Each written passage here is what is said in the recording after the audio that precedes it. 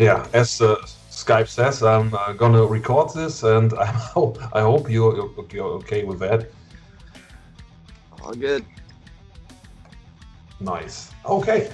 So, Keith Morris made me aware of the existence of your band, and I got the stuff he sent me, and I have to say the thing that struck me immediately was the bass.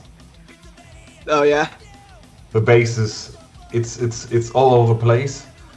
Um, you can hear it at any moment, and it's yeah. Most bands I tend to review, even if they sound totally great, you often don't hear the bass, or the bass plays exact the same notes one of the guitars play, just to pump up the guitar sound. And I really like it when I have a band where I can hear the bass, and the bassman actually does something to be there, to be heard. That's pretty great. You're pretty aggressive, and you're pretty political and skeptic and critical, and that's what really got to me. So, what brought you into music, and why thrash metal when coming from Woodstock? Yeah. It's pretty funny. Um, well, growing up, my parents were always super musical, and I was introduced to all kinds of music from a very young age. And like when I was real young, I would watch like all the Beatles movies religiously. So like the Beatles were like where I first got into music, and from there, my dad was like a metalhead back in the '80s, and he introduced me to all the classic thrash, especially Anthrax was like the biggest like band that I got into early on. And but beyond that, classic punk is like really my stuff. I'm a big Dead Kennedys fan, big Clash fan, and so they're pretty political bands. And we actually, me and Will, the singer, and our bass player Elliot all met in 2015 at a like a music program kind of like heavy metal songwriting workshop that Scott Ian from Anthrax hosted. So and that was up in Woodstock, and we that's where I first met Will and Elliot, and we started a band back in 2015, and we were like gigging around. We made a record, and that band broke up in 2019, and around that time, me and Will started Firing Squad, and from there, we joined up with Alan, our drummer. He's he's a beast. He's still in high school. He's only 15, and he's like amazingly talented. And a little while later, Elliot from our previous band ended up joining, and he's like an amazing bass player. He's like totally one with his instrument, and like we have such a great player in the band. We felt like his playing should be prominent in the mix, because I feel like it really like you said, a lot of bands in the metal genre have like basically non-existent bass, or like really meat and potatoes simple stuff, and Elliot is just a great player. So I feel like that's kind of something that makes our sound a little unique. Feature that. I feel like the major problem with bass in metal and thrash metal is that most bands have the urge to play with two guitarists, and it's I don't know if it's that complicated to mix two guitars and the bass, so everything is audible. But often it's the case. It's a case that you have one guitar, and the second guitar is barely audible, and then the bass is just like sometimes I got I got this here, and sometimes I'm sitting here like I got a nervous breakdown, pressing the headphones onto my ears to make out the bass, and it's in some cases you have a chance and you really manage to hear something, but in most cases it's like I'm pressing and pressing, and it's like, okay, if I give any more, it's like I'm pressing it into my brain, but it won't work. There's no bass in some mixes. I don't know if they just mute the part down, so the guitars are audible. I don't know, but it's most seem to break on this task. It's like, okay, fuck the bass man. Yeah, it's sad. It's very sad. Has great bass lines. Yes, of course. And with you, I get the feeling I'm listening to a very aggressive and thrash and highly energetic thrash band with a bassman that is a really big fan of Primus. Or Oh Prime. yeah, yeah. It's like, oh yeah, Dreams with me, that dude is riffing and that dude is playing a part of Seinfeld. And that's totally cool. Because I'm reviewing a lot of thrash bands at the moment, and if something is sounding good but different than the rest, it's always good. Because some it's it's a bit mushy. If you review 50 thrash bands all in a row, and you can't say they are bad or sounding shitty or something like that. It's just they sound the same or in the same vein, and then you guys come along and there's something fresh. That was cool. Yeah, thank you. I'm glad you think so. Yeah, me too. It's always a pleasure to hear something you haven't heard 1,000 times before. That's good. Um, yeah, a question I always ask is, how would you describe your music to a total stranger? Well, we definitely we have an old school thrash kind of sound. I think that's pretty informed by punk rock and but kind of with like a contemporary take too. It's we definitely have more in common with older bands, but I don't think we're like a copycat band.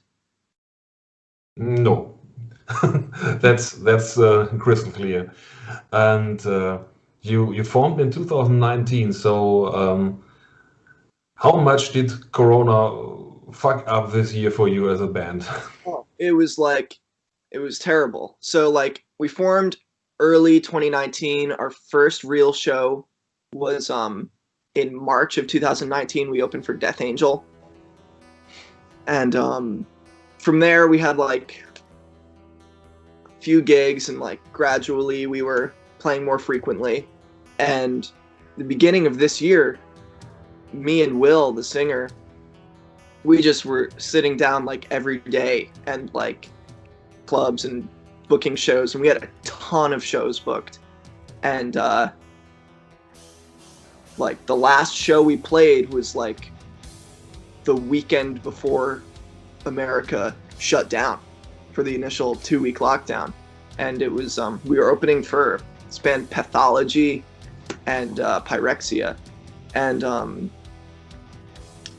yeah, we had a ton of shows booked. We were going to play in New York City a bunch, and it all went down the toilet. So it was a big bummer. And so since then, we've just been trying to like write shit. We got into the studio in August, or September actually, and put together this new single pretty quick. So yeah, it's been a really big bummer. Like half of, you know, the existence of the band has been during the pandemic. I'm pretty glad. Yeah, I'm pretty glad that your single that will come out this November, "Police State of Mind," which by the way is a very cool playing of words. Thank you. Shows that you're political and critical in the same way as my brain works. Cool. Black Lives Matter and stuff like that. And yeah, no Corona skeptic. Yeah. We have many people in Germany that think Corona isn't real and Really, the I thought that was an American phenomenon. I no. Great. Sadly, no. Everywhere, man.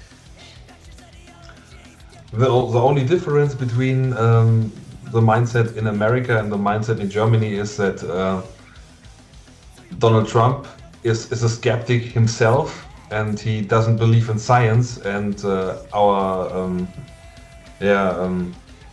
our Angie, Angela Merkel, is a scientist herself. So she knows the facts, and she's really behind the whole measures to get the country or keep the country going.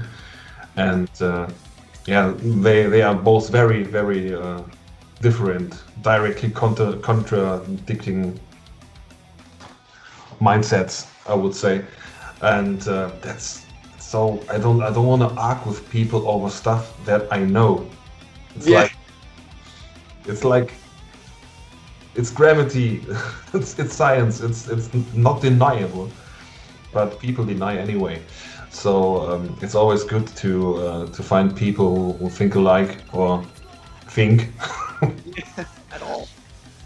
I realized that many old school metal bands have members that are science skeptics, Trump supporters, and whoa. Sometimes that mindset gets the better of me, and I just delete popular people that normally would be helpful for my kind of career, but it's it's hard. Okay, away from the dumpster fire that is Corona. What is your favorite song you've written as of yet?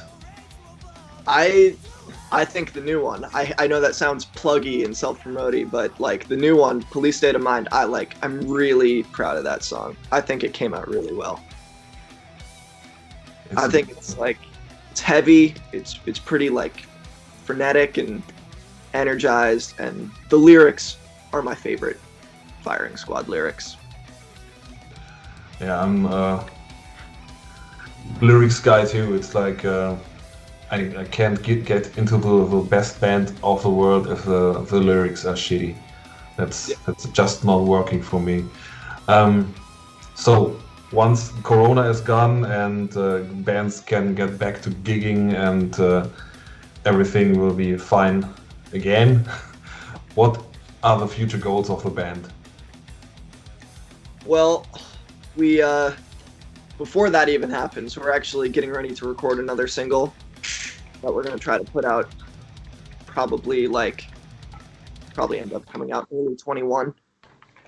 And we just want to keep that momentum going, try to keep any momentum going until, there's like a vaccine or whatever and the world is back to normal, if it ever will be. And from there, it's just like kind of, back to the drawing board a little bit. Let's, rehearse the set, try to book some gigs, get gigs in the city. Obviously, a longer term goal is like we want to get on the road and tour. We've just kind of been playing shows here and there, and hopefully, if these singles get any attention or anything, we'll, who knows what opportunities the future may hold. And getting back on the road, what would be the one band to accompany on tour for you? Well, a couple months ago, without a doubt, I would have said Power Trip, and totally like Firing Squad is named after the Power Trip song. We're gigantic Power Trip fans. Riley Gale is like a hero of mine, and a huge influence on me, like lyrically, and just like a great dude who like brought some like forward thinking to metal. And so it was a big loss when he died. And you know, I don't know what they're gonna do if they get a new singer, but if they're gonna still be playing around, I would love to open for Power Trip. Absolutely love to. I could see that. Yeah. I predict if once Corona is over, Slayer comes back. Oh yeah. Yeah, I just got the feeling. It's like, okay, we're gonna save the world. Yeah. They've gone on like 5 farewell tours or whatever. No more farewells, and Yeah. they come back and just tour until they drop dead. Yeah, maybe. I've gotten to see Slayer a bunch. They're great live. I never did see them live. Really? Yeah, but I'm always broke. I'm always broke as fuck. That's about my second name. Dennis broke as fuck. Yeah, I'm there, Yeah. man. Yeah. But it's the hardest part of being broke is being broke and addicted to merch. Yeah. Yeah, I'm not gonna eat this month, but I need this T-shirt. That's the life.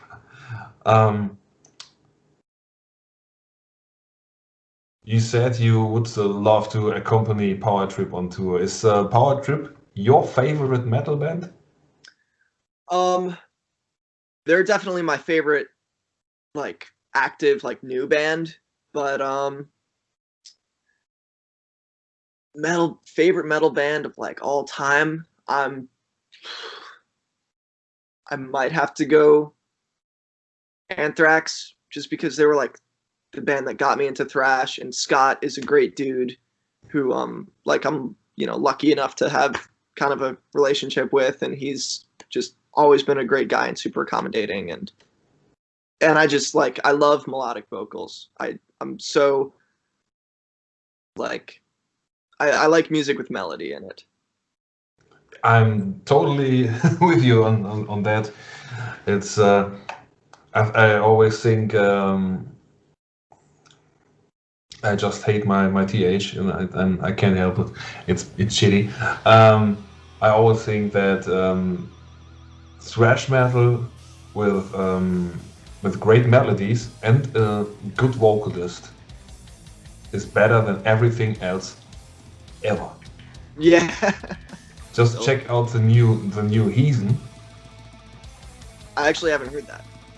That's really a fucking good record. It's that the vocalist is really great. They're very melodic, but pretty heavy at the same time, and that's really great. Or Gross Reality. Check out Gross Reality. It's like progressive tech thrash with a singer that sounds like his favorite singer is James Hetfield. Sick. And or Evil. That's all bands that I have the same vein of playing. I love that, yeah. And Doom, of course. I'm listening mainly on thrash and Doom. Cool, man. That's quite melodic, mostly. Yeah, that's about all of the questions I have written down.